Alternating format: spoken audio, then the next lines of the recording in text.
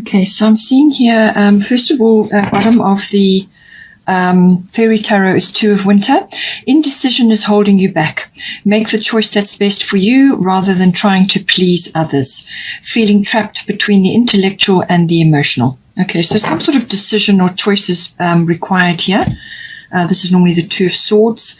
So you're going to be weighing things up, trying to decide what is the best thing to do. But whatever is the situation, is some sort of action is required here. So I do feel that it could very well be that you are just feeling undecided, and that you can't really discern between two different options. Either that, or you are just over-analyzing. And Virgo, sometimes that can happen. You're just over-analyzing the situation. So you kind of slip into a sort of like a confusion because you can't really discern. There's too many factors that are clouding your vision. So you may just have to address that, and we'll see now as we go along here. What is the situation? So for 10th house, we've got the World coming in. So the 10th house is normally to do with your career, your fame, your reputation, and in some cases, your public status. It's also about authority figures or authoritative institutions. So this can be military, it can be government, or any other kind of institution which has power and authority in your life. Or you may be interacting there, you may be in there, or you may be going there. It just depends on how it comes in for you, but it could also be an authoritative figure in your life, and it's also about maturity and sort of Saturn normally rules this house. So this would be to do with your goals, your external goals, what you're reaching for. It also can be what you admire as well, or what you are aiming for out in the world.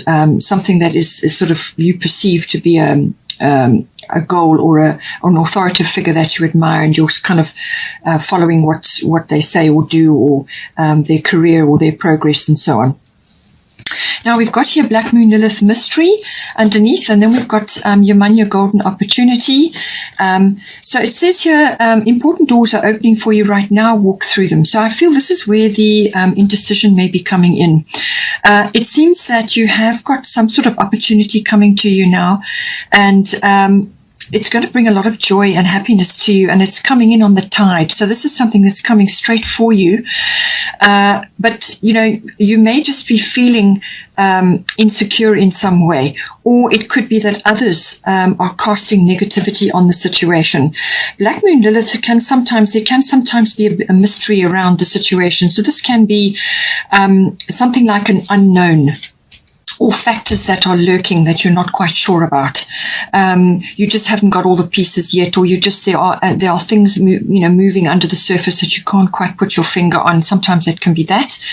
It can also just be a feeling that you haven't yet got all the information that you require. So as I say, take that as it resonates for you, whether you are falling into you're not sure, you haven't got all the facts yet, or it could be that you need to make a decision, but you're overthinking it. So Black Moon Lilith, again, can also be keeping your emotions under control. So it could be you feeling like envious or bitter or overlooked. In some cases, you may be overlooked for a career promotion or something like that.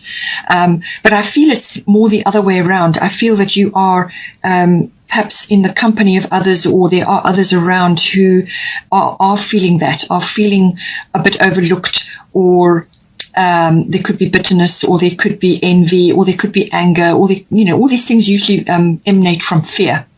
So it could be that others feel that they have been overlooked or sidestepped, or whatever the situation may be. This can also bring in fame.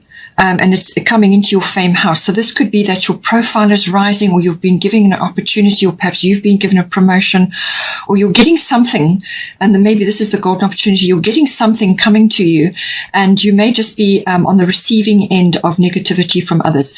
Some people don't like others to change. They don't like others to grow, because then it makes them feel inadequate in some way. So you have to rise above that. You have to ignore that and rise above it. Keep your emotions under control, because this is, one false move and things could go wrong. So just make sure you stay in your, in emotional control. And in some cases, it can be that you need to stand your ground on something, stand firm. And absolutely be very clear that there's a boundary there, and that's it. Or it may be that you need to stand up for something in order to secure something better. So see how it resonates for you. In some cases, there can be issues like secrets going on with this, things behind the scenes, as I said. But I do feel that it's about maintaining control in perhaps an emotive situation, and not allowing others' negativity to deter you or distract you from this opportunity. So this opportunity is saying important doors are opening for you right now. Walk through them. So you may be feeling in some way, or you may be made to feel that you are inadequate in some way. But this is saying to you that you have all the skills necessary. You have all the wisdom, all the skills, all the experience to take up this opportunity and not to be afraid of it. All right. Take it, grasp it with both hands, take the leap, dive in and take the opportunity. Because it's tailor-made for you. It's coming straight for you. You're ready and you're ready for this opportunity, and you're in the right place at the right time, and you need to take it. It's saying, but if for some reason you should hesitate or procrastinate, the opportunity will go to somebody else basically, and then you will need to wait for the next one to come in. And this is always within divine timing. So don't let this opportunity pass you by, because it's going to bring you a lot of happiness, and it's some wonderful opportunity coming in for you.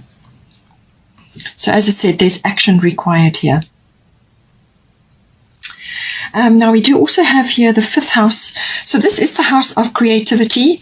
Everybody is creative. We are all born creative. Not all of us are artistic. Some people have both abilities. But this is about your brand, your stamp, your flair, your individuality, your originality. It's that aspect of yourself, and this can be manifested in lots of ways. It can be with the work that you're doing, or a hobby that you're interested in, or it could be the way you dress, or the way you conduct yourself, or you may just be a really wonderful people person and you're very creative with your hosting events, or whatever the situation may be. Okay, it's about creativity. It is also about children. So this may be children that you have, or children that are around you, or you may just be connecting to children or childlike things, possibly through the creativity or through something else that you do. You may just have an affinity for children. But it can also be conception. It can also be birth, it can also be about love affairs. This can come in as well. And it is also very much about all sorts of recreational activities which are pleasurable and enjoyable for you. So any recreational activities, whatever it may be, whether it's sports or handcrafts or visiting art galleries, whatever recreational activity is enjoyable for you, it falls in under this. There's also a risk factor that comes in with this house. So this can be to do with a profession like stock market or something like that, but it can also be just something that you're weighing up has a slight risk attached to it, or something that you're doing that's out of your comfort zone. It can also be the inner child as well, accessing that. So now we've got here Mercury retrograde reinvention. As I said, this is going to be key for you this period. It will be retrograde until the 22nd of June, but there's a slight shadow period afterwards, because Mercury slows right down to a standstill, and then it starts to and it starts to move forward again, but it's slow, so there's a bit of a drag. So Mercury retrograde, as I described, anything with a re in front of it, repeat, release, review, redo, relocate, reinvent, anything like that, refine. It's back to the drawing board. There's something in this area which is requiring another look. So back to the drawing board, go over it again, check everything, check all the I's are dotted and the T's are crossed. But it can just be a period of introspection where you are going over things and you're looking at things very carefully. And it's a way of accessing your own inner wisdom and your own inner knowing, because it gives you the opportunity to do that. that. It slows things down. But as I said, communications can go awry, so be careful with that. Contracts and documents, be aware that, if you do sign something, just triple check it and do the best you can to make sure it's very clear. There's no assumptions, nothing being overlooked, no mistakes or anything like that, because it can come back around where you need to repeat it or do something again. And in some cases, it can also be like, don't make a big purchase during this time, because quite often you'll have to take it back or it doesn't work or something like that. Or a person or a situation can pop back into your life. Sometimes it can deliver very valuable information. It could be an insight, or you could just get like a closure on something. If something gets settled, any one of these aspects could come in for you. Now we've got here a nematona sacred space. Create an altar or visit a power place to connect with the divine. So this is about, as I said, with this introspective energy, this is about creating a space in your home or your workplace or wherever, or both, which you can make like an altar. Now, nobody needs to know that that is what you're doing, but you can place certain items there. You can feng shui the situation. You can place certain items, get rid of clutter and broken things and things that don't work.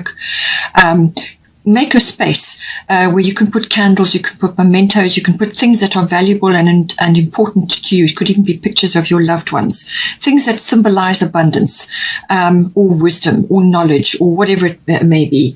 So create a space in your home or where you work, or you can even go out into nature. Is a wonderful, the cathedral of nature. Spend time in nature, communing with the divine and with Mother Nature. It can also be visiting a power place like a church or an historic monument or somewhere, or some part. It could even be a part in nature, a place in nature which is very old and has significance. In some cases, it can be a church. There could be something going in there. It could be a christening that you're attending or something like that. There's various ways that this can come in, but it's about creating a sacred space, which is, even if it's just a place where you have a chair and a table that you can just sit, or any kind of quiet space where you can meditate and just enjoy, communing with your inner self, but then obviously also with nature, or just to get your goals and your wants and your needs clear. It's also you can also create this in nature or in your garden as well. You can have a lovely place where you're planting new things and you're nurturing and so on, but it's also about sacred space clearing within yourself. So you can ask Archangel Michael to come in to clear your sacred space, to declutter and remove anything that shouldn't be there. And you can also cut cords to people and places and things which may be draining your energy. There's lots of ways that you can bring sacred space in. But if it's to do with your children, it could be that you and your children need to spend sacred time together. It could also be that any plans that you have, things that you're undertaking, keep it close to your chest. Work on it privately and keep it to yourself initially, and then release it to the world later. But just keep it quiet and sacred for now. So take it as it resonates. But whatever, there's something in the fifth house that needs to be kept sacred and pure and nice. And as I said, it could be to do with your children. Maybe you and your children need to do something, or it's to do with your work or your some sort of activity, whatever it is. But it's about creating a sacred space for yourself, or just a quiet space. Okay, Virgo, I hope you enjoyed that. Please take care. Please don't forget to like and share, or like and subscribe. Have a wonderful month, and I will see you next time.